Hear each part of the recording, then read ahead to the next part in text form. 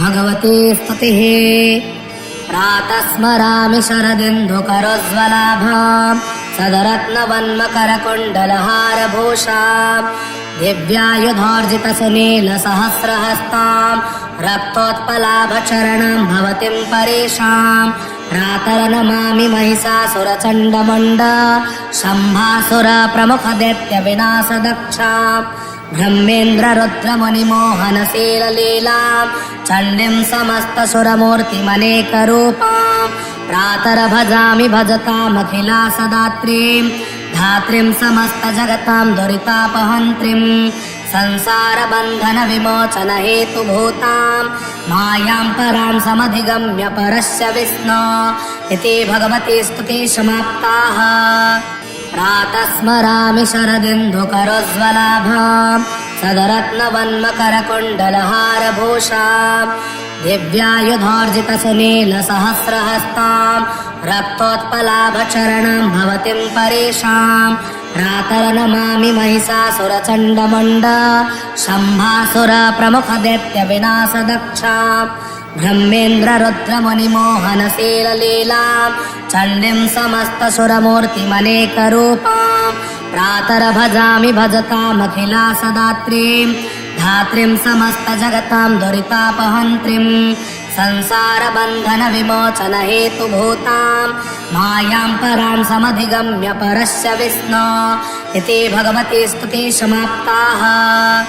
प्रातः स्मरामि शरदिन्दुकरोज्ज्वलाभां सदरत्नवन्मकरकुण्डलहारभूषां दिव्यायुधोर्जितसुनीलसहस्रहस्तां रक्तोत्पलाभचरणां भवतीं परेशां प्रातर्नमामि महिषासुरचण्डमुण्डा शम्भासुरप्रमुखदैत्यविनाशदक्षां ब्रह्मेन्द्ररुद्रमुनिमोहनशीललीलां चण्डीं समस्तसुरमूर्तिमनेकरूपां प्रातर्भजामि भजतामखिलासदात्रीं धात्रीं समस्तजगतां दुरितापहन्त्रीं संसारबन्धनविमोचनहेतुभूतां मायां परां समधिगम्य परस्य विष्णो इति भगवती स्तुतिः समाप्ताः।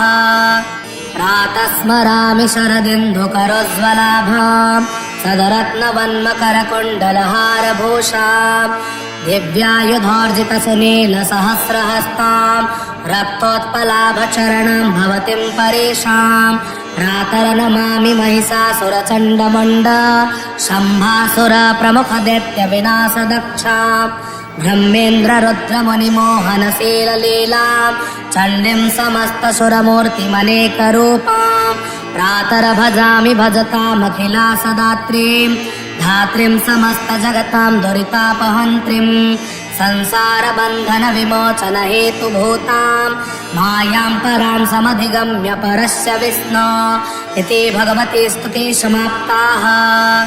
प्रातः स्मरामि शरदिन्दुकरोज्ज्वलाभां सदरत्नवन्मकरकुण्डलहारभूषां दिव्यायुधोर्जितसुनीलसहस्रहस्तां रक्तोत्पलाभचरणां भवतीं परेशां प्रातर्नमामि महिषासुरचण्डमुण्डा शम्भासुरप्रमुखदैत्यविनाशदक्षां ब्रह्मेन्द्ररुद्रमुनिमोहनशीललीलां चण्डीं समस्तसुरमूर्तिमनेकरूपां प्रातर्भजामि भजतामखिलासदात्रीं धात्रीं समस्तजगतां दुरितापहन्त्रीं संसारबन्धनविमोचनहेतुभूतां मायां परां समधिगम्य परस्य विष्णो इति भगवती स्तुतिः समाप्ताः। प्रातः स्मरामि शरदिन्दुकरोज्ज्वलाभां सदरत्नवन्मकरकुण्डलहारभूषां दिव्यायुधोर्जितसुनीलसहस्रहस्तां रक्तोत्पलाभचरणां भवतीं परेशां प्रातर्नमामि महिषासुरचण्डमुण्डा शम्भासुरप्रमुखदैत्यविनाशदक्षां ब्रह्मेन्द्ररुद्रमुनिमोहनशीललीलां चण्डीं समस्तसुरमूर्तिमनेकरूपां प्रातर्भजामि भजतामखिलासदात्रीं धात्रीं समस्तजगतां दुरितापहन्त्रीं संसारबन्धनविमोचनहेतुभूतां मायां परां समधिगम्य परस्य विष्णो इति भगवती स्तुति समाप्ताः। प्रातः स्मरामि शरदिन्दुकरोज्ज्वलाभां सदरत्नवन्मकरकुण्डलहारभूषां दिव्यायुधोर्जितसुनीलसहस्रहस्तां रक्तोत्पलाभचरणं भवतीं परेशां प्रातर्नमामि महिषासुरचण्डमुण्ड शम्भासुरप्रमुखदैत्यविनाशदक्षां ब्रह्मेन्द्ररुद्रमुनिमोहनशीललीलां चण्डीं समस्तसुरमूर्तिमनेकरूपां प्रातर्भजामि भजतामखिलासदात्रीं धात्रीं समस्तजगतां दुरितापहन्त्रीं संसारबन्धनविमोचनहेतुभूतां मायां परां समधिगम्य परस्य विष्णो इति भगवती स्तुति समाप्ताः।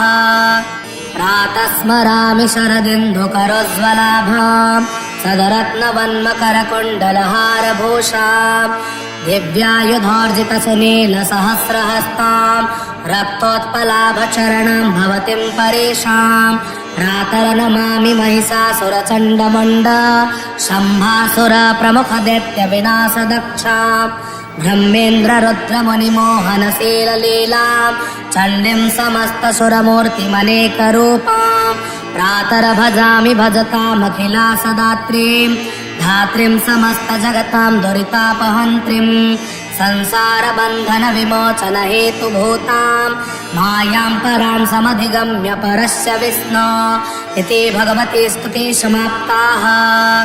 प्रातः स्मरामि शरदिन्दुकरोज्ज्वलाभां सदरत्नवन्मकरकुण्डलहारभूषां दिव्यायुधोर्जितसुनीलसहस्रहस्तां रक्तोत्पलाभचरणं भवतीं परेशां प्रातर्नमामि महिषासुरचण्डमुण्ड शम्भासुरप्रमुखदैत्यविनाशदक्षां ब्रह्मेन्द्ररुद्रमुनिमोहनशीललीलां चण्डीं समस्तसुरमूर्तिमनेकरूपां प्रातर्भजामि भजतामखिलासदात्रीं धात्रीं समस्तजगतां दुरितापहन्त्रीं संसारबन्धनविमोचनहेतुभूतां मायां परां समधिगम्य परस्य विष्णो इति भगवती स्तुति समाप्ताः।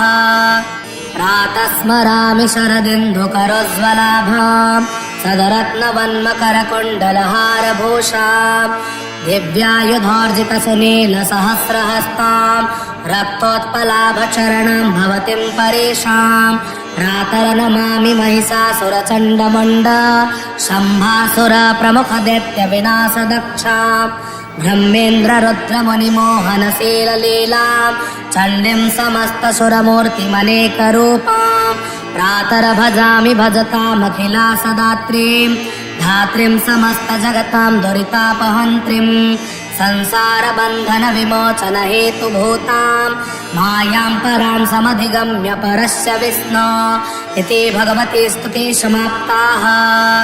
प्रातः स्मरामि शरदिन्दुकरोज्ज्वलाभां सदरत्नवन्मकरकुण्डलहारभूषां दिव्यायुधोर्जितसुनीलसहस्रहस्तां रक्तोत्पलाभचरणं भवतीं परेशां प्रातर्नमामि महिषासुरचण्डमुण्ड शम्भासुरप्रमुखदैत्यविनाशदक्षां ब्रह्मेन्द्ररुद्रमुनिमोहनशीललीलां चण्डीं समस्तसुरमूर्तिमनेकरूपां प्रातर्भजामि भजतामखिलासदात्रीं धात्रीं समस्तजगतां दुरितापहन्त्रीं संसारबन्धनविमोचनहेतुभूतां मायां परां समधिगम्य परस्य विष्णो इति भगवती स्तुति समाप्ताः।